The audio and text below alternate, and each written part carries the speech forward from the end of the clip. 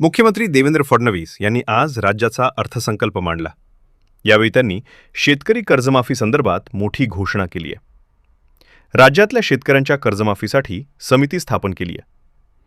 30 September 2025 पर्यंत पीक कर्ज थकीत असलेल्या शेतकऱ्यांना 2 लाख रुपयापर्यंत कर्जमाफी देणारी पुण्यश्लोक अहिल्याबाई होळकर शेतकरी कर्जमाफी योजना जाहीर करण्यात आली आहे. या योजनेनुसार आता ज्या शेतकऱ्यांचं 2 लाखापर्यंतच कर्ज थकीत आहे त्यांना आता कर्जमाफी मिळणार आहे. समजा जर तुम्ही 30 सप्टेंबर 2025 नंतर कर्ज थकबाकी असेल तर तुम्ही कर्जमाफीस पात्र आहात.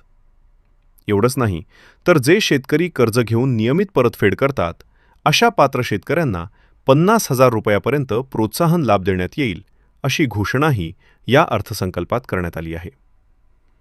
बँकिंग यंत्रणा सक्षम असावी यासाठी समितीच्या शिफारशीनुसार निर्णय घेऊ.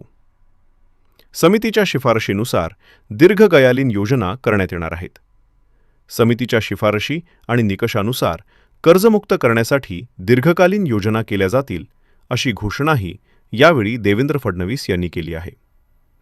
सरकारने शेतकऱ्यांच्या कर्जमाफीसाठी पुण्यश्लोक अहिल्याबाई होळकर परोळकर शेतकरी कर्जमाफी योजना जाहीर केली आहे. या योजनेअंतर्गत 30 सप्टेंबर 2025 पर्यंत ज्या शेतकऱ्यांचं कर्ज थकीत आहे त्या शेतकऱ्यांना 2 लाखापर्यंत कर्जमाफी मिळणार आहे. तसेच जे शेतकरी कर्ज घेऊन नियमित परतफेड करतात अशा पात्र शेतकऱ्यांना 50,000 रुपयापर्यंत प्रोत्साहन लाभ देण्यात येईल अशी घोषणाही केली